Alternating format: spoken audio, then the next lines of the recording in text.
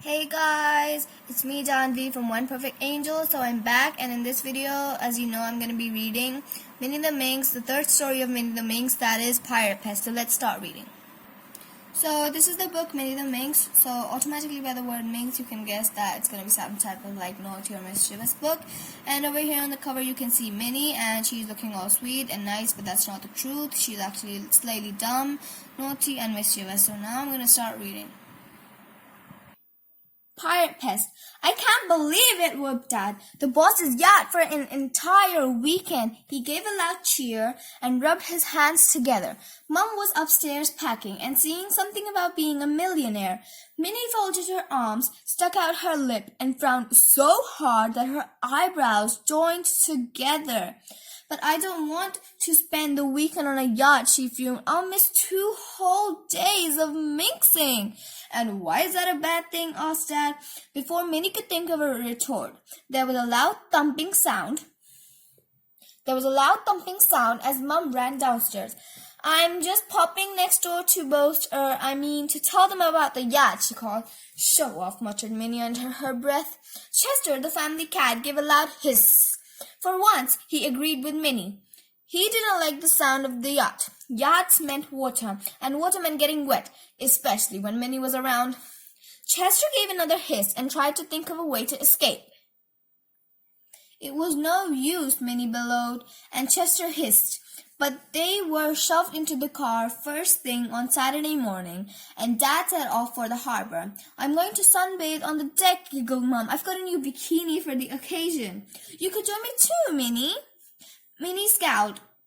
I'd rather spend the weekend with Sloppy Susan, she said. There's no way I'm getting into a bikini. I told everyone that we're spending the weekend on a yacht, said Mum. They're all so jealous. They're welcome to it, said Minnie. Boring, boring, boring. But Mum wasn't listening. She was dreaming of the gleaming white yacht, blue skies, and sparkling champagne. Mum was in for a shock. When they arrived at the harbor, Dad got out a scrap of paper. It's mooring number BARM or BARM 13, he said. Mum dashed past the rows of the sleek yachts. Which one will it be? She cried in excitement. Minnie followed crossly, dragging her heels. Suddenly, Mum stopped. Her face went white. Did you say BARM 13? She asked through gritted teeth. That's right, grinned Dad. Isn't she a beauty? Mum just pointed. The only boat that at that mooring was old, faded, and about half the size of the others around it. Minnie felt a lot happier. Awesome, she chortled. That leaky old tub looks like it was found at Trafalgar. Like it was around at Trafalgar. It's bound to sink, and we'll be stranded on a desert island. Brilliant! She leapt on board as Mum glared at Dad. He gave a nervous smile. It's still a boat, he said. Only just, Mum said as she followed Minnie on board. Soon the boat was chugging out of the harbor to the open sea. Dad was at the controls wearing a captain's hat. Mom had decided to make the best of it and was lying on her deck in her bikini, covered in goosebumps and trying to pretend that she was at the French Riviera. Chester had dug his claws into the wooden deck and was clinging on for dear life. Dad, can I drive the boat? Minnie asked for the 13th time in 5 minutes. No, me hearty, that's a job for Captain Dad, he replied. You're being daft, Minnie growled at him. I'm just returning to my roots, Dad cried. Salt water runs in my veins. I come from a long line of seafarers. This is where I belong. Pull up the anchors and away, me hearties. Minnie gave a groan. This was going to be a long day. Dad steered towards Gull Island, which was just a little dot on the horizon. Minnie wondered if she could launch the emergency raft and paddle back to land when suddenly Mum gave a moan. So over here you can see the page is made on a map, and over here we've got Gull Island. I don't feel very well, she said. You've got a funny shade of green, said Minnie interestedly. Oh, I feel a bit poorly too, said Dad. I think I'm gonna be sick, cried Mum. Together she and Dad raced down into the cabin and fought to get to the toilet first. Said Minnie. Looks like there's only one thing for it. Pirate Minnie takes the yacht! She made sure the yacht was still heading for Gull Island and then turned to look at her boat. Captured, fair and square, she grinned as Chester tried to scurry down to the cabin. Oh no, you don't, my lad. It's a mast for you, sonny. She grabbed Chester by the collar and used a piece of old rope to tie him to the mast. That'll stop you falling into the sea, she told him, and it makes you the last member of the crew to be captured by Pirate Minnie. Minnie took the boat further out to sea without any problems at all. Har har! Dad was right, she gloated, but I am the natural sailor in the family. Suddenly she spotted movement a little way ahead. It was a tiny dinghy, and there were 2 women and a man inside, waving frantically at Minnie. She drew up alongside them. Thank goodness, exclaimed the man. Our motor has broken down and we can't get back to land. And what do you want Pirate Minnie to do about it? Asked Minnie in her best piratical drawl. Well, stammered the man, feeling slightly alarmed. If you could get us back to the shore. Throw me a rope, said Minnie. The man threw her a rope and she secured it to the back of the yacht. I'll give you a tow, said Minnie. Oh, I say, sniffed one of the women. Couldn't you let us on board? Not on your Nelly, Minnie declared. I'm Pirate Minnie, and I know all the tricks. Of the high seas. She marched to the front of the yacht and set off again. Full speed ahead! The yacht powered off across the waves, dragging the little dinghy behind it. The 3 passengers bounced up and down over the waves. I say, shouted the man, we're feeling a little bit sick back here. Land lubbers, roared Pirate Minnie. Then her attention was grabbed by something sticking out of the water. Something that was getting taller and taller. A periscope, Minnie cried. Awesome! That means a submarine! Minnie stopped the yacht and held her position next to the periscope. The periscope turned slowly to face her, and Minnie whipped her catapult out from under her beret. She squinted, closed one eye, aimed, and shot a dried pea straight down the periscope. Shot! She yelled, punching the air and leaping around the yacht. The pea zoomed into the periscope, rattled down the funnel, and pinged into the first lieutenant's eye.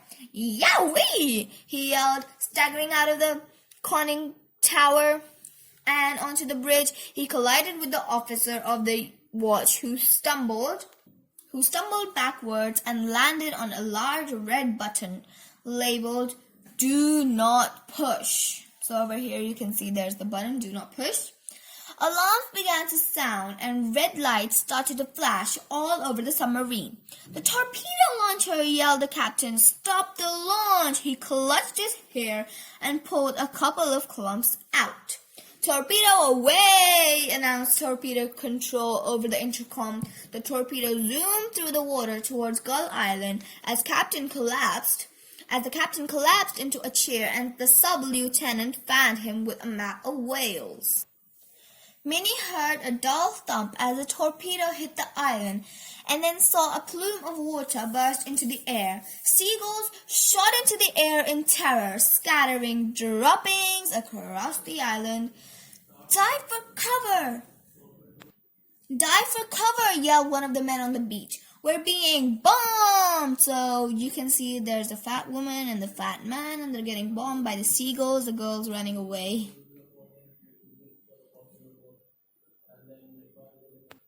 The sunbathers threw towels over their heads and raced for the shelter of the trees.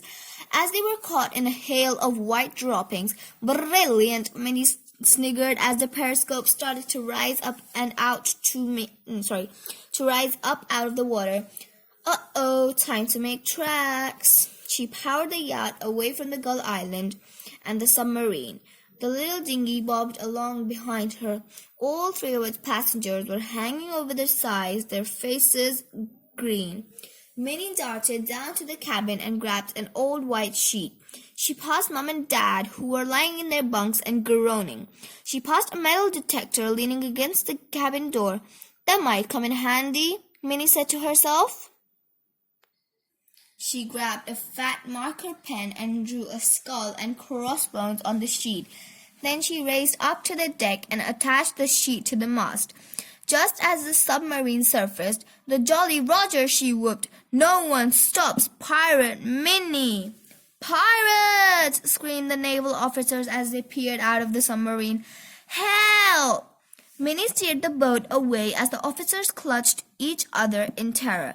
"Time for a speedy escape," she told Chester, who glared at her and gave a loud hiss. Minnie raced over the waves, which were getting quite choppy, ignoring the weak cries of the people in the dinghy. She sped into the harbor and scraped the yacht along the side of the harbor wall with a loud screech.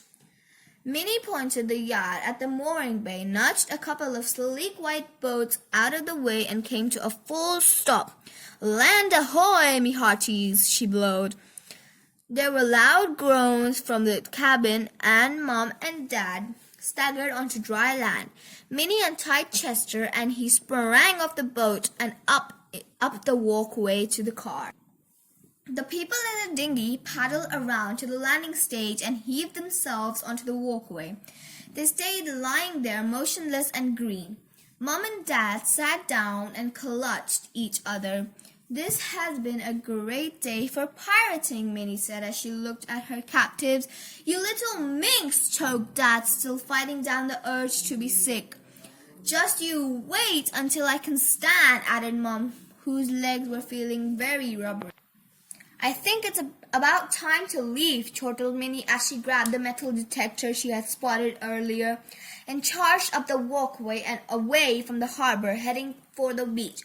"That's where all the treasure will be buried," she chuckled. Minnie turned on the detector and started to sweep it across the sand, listening to the clicks, beeps, and whirs through the headphones. At first, there didn't seem to be much treasure. Beep, beep, a tin whistle. Beep, beep, an old fork with two of its prongs missing. Beep, beep, a medal for Beanotown's Sweetest Girl, 1962. But then the metal detector started to beep really loudly. As Minnie walked closer to the shoreline, the beeps grew even louder and more excited. "This must be some real pirate booty," Minnie said in delight.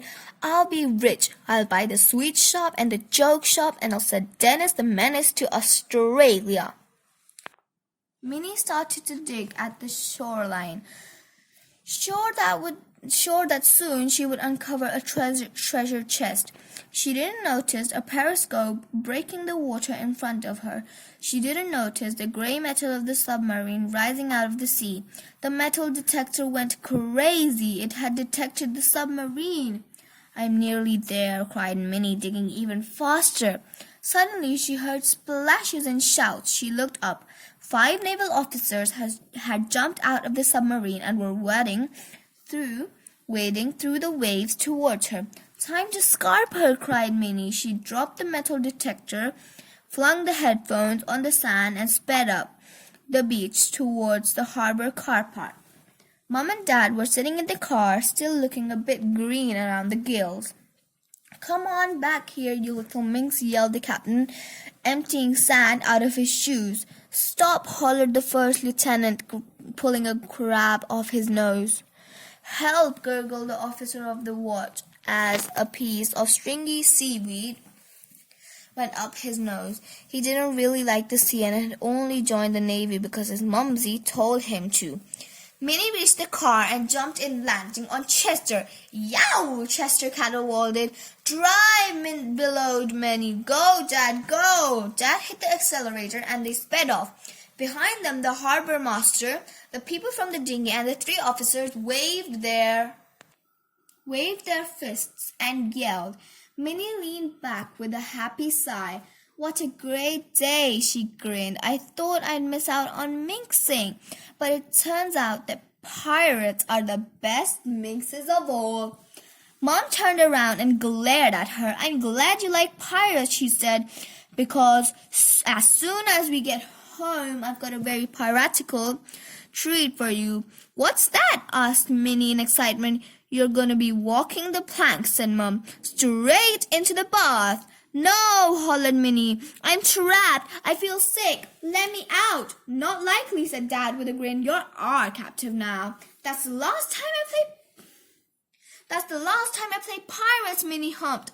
I wasn't seasick, but I'm totally sick of the sea. Let me out. Minnie's banging the ceiling of the car, and her mom and Dad have minxing grins spread all over their faces. And they're looking extremely ugly right now. And then over there, Chester is also slightly happy. I mean, yeah. So the story has finished, and also the book Minnie the Minx, In Trouble is Girl's Best Friend, has also finished. So there were 3 stories in this book: Bad Dad, Fright Farm, and Pirate Pest. So thank you for watching my video, guys, and please tell me in the comment section which book I should read next. Thank you for watching my video. Bye, guys.